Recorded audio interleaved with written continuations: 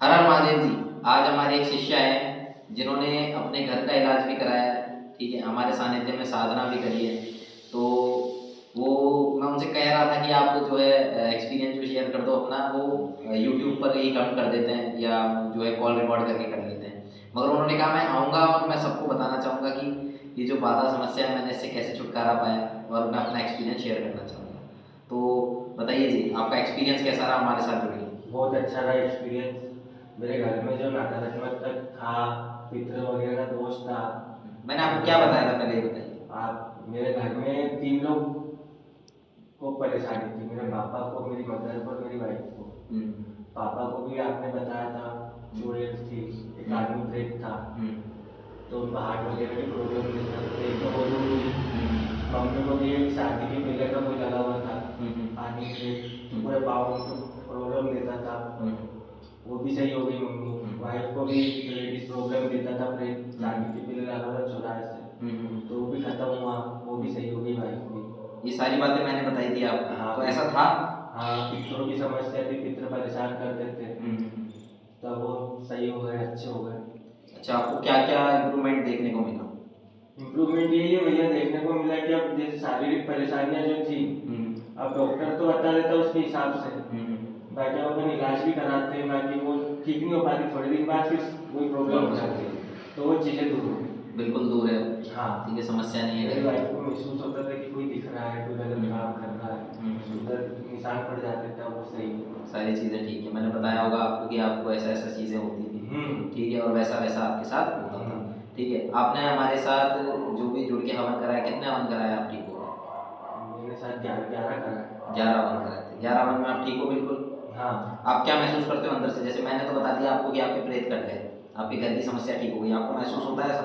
महसूस है, पॉजिटिविटी महसूस होती है। घर ठीक हो गया? तो चिड़चिड़ापन नहीं रहता। हाँ, जो घर में बीमारियां रोग दोष बनते थे वो सब? सब अच्छा होगा। कोई दोस्त तो नहीं है, नहीं। कोई दिक्कत तो नहीं है? तो आप जो हमारे साथ जुड़े हुए लोग हैं उनको क्या कहना चाहोगे? आपके साथ जुड़े हुए लोगों को मैं कहना चाहूँगा कि यहाँ पर आए और एक बार इलाज करा के जाए, क्योंकि क्या है कि जो दूसरे लोग बैठे हुए हैं वहाँ पे भी जाओ, बाकी वहाँ आपका इलाज उस चीज़ से इतनी गहराई से नहीं हो पाएगा। आप टाइम देते हो, टाइम देकर के लोगों से मिलते हो, उसको मिस ठीक होता है तो फिर आप करते हो उसका काम। और वहाँ क्या दूसरी जगह बीच में गया हो, मैं नाम नहीं लूँगा, बहुत सारी जगहों पर मैं वहाँ गया हूँ, उन्होंने बोला हाँ कर दिया हमने, जो कि मैंने पैसे भी दिए, उनकी फीस भी दी, उनके हवन की प्रक्रिया के भी पैसे दिए, बोले नहीं हमने तो कर दिया, धीरे धीरे ठीक होगा, धीरे धीरे ठीक होगा। तो कब ठीक होगा? धीरे धीरे। यही बात है, इसीलिए मैं पूछ रहा हूँ कि मैंने तो कह दिया कि मैंने कर दिया। नहीं मैं हम लोगों को महसूस हो रहा है, पता पड़ा ना आप लोगों को कि कैसा क्या असर पड़ा, आराम पड़ा। ठीक है जी। तो आपने मुझे एक बात कही थी जो मुझे याद है, आपने कहा था कि मैं यहाँ से कहीं और जहाँ जाता था ना, वहाँ मेरा जाने आने का ही इतना खर्चा हो जाता था। बिल्कुल। हाँ, वो बात क्या कह रहे थे आप? मैं बोल रहा था कि जैसे अगर बहुत से बड़े बड़े धाम है, वहाँ जाने का और आने का 1,000 रुपये जाना, 1,000 रुपये आना, 2,000 रुपये का टिकट, हाँ। 2,000 रुपये रुकना और खाना, कितना होगा? 4,000 प्लस 4,000 की उनकी क्रिया, कितना होगा? 8 से 10,000 रुपये। 4,000 किसी धाम में लेते हैं, किसी धाम में तो जी 40,000 भी ले लेते हैं। 40,000 भी ले लेते हैं, बाकी हाँ। अब इतने अब यही भी धाम में तो मैं नहीं गया था। हाँ।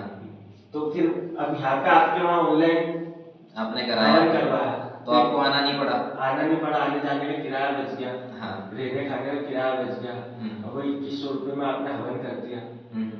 तो आपको आराम पड़ा ना उस चीज़ से? बिना आए पड़ा ना। जैसे आप आए नहीं, जैसे कई लोग सोचते हैं कि हम आते नहीं, ऑनलाइन कराते हैं उससे आराम पड़ता है क्या? नहीं पड़ जाता, बिल्कुल पड़ जाता है।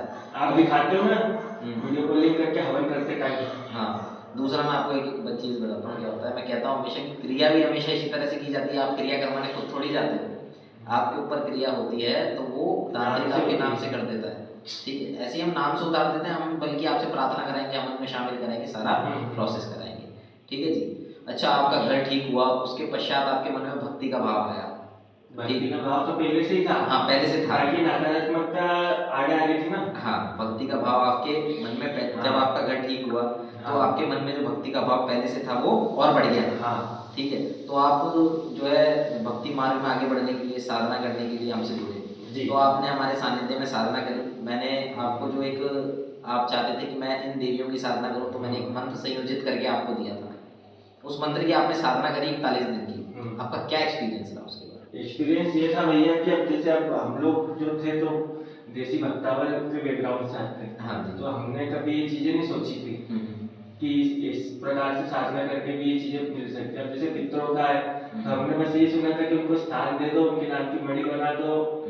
अब आपके द्वारा जुड़े तो हमको पता चला कि ये चीज हमें प्रॉब्लम दे रही। तो उसी प्रकार से जो हम हमारा आराध्य देवता है, अब वो तामसिक रूप में हमने पूजा सीखी। इसके अलावा मैं आते ही नहीं था कि उनको कैसे चलाना है, सात्विक भोग पे, मीठे भोग पे कैसे चलाना है, बिना हाजिरी बुलाए उनसे कैसे काम लेना है।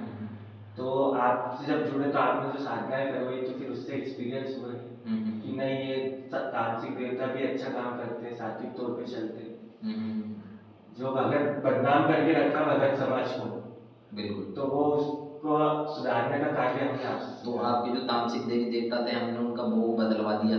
जैसे वो आपके जैसे देवी देवताओं को तो सनक जाती है और सैनक जाती है और जो और भी तरह के भोग होते हैं जैसे बलि का विधान होता है, शराब वगैरह होती है, वो सब तो हमने बंद करवा दिया।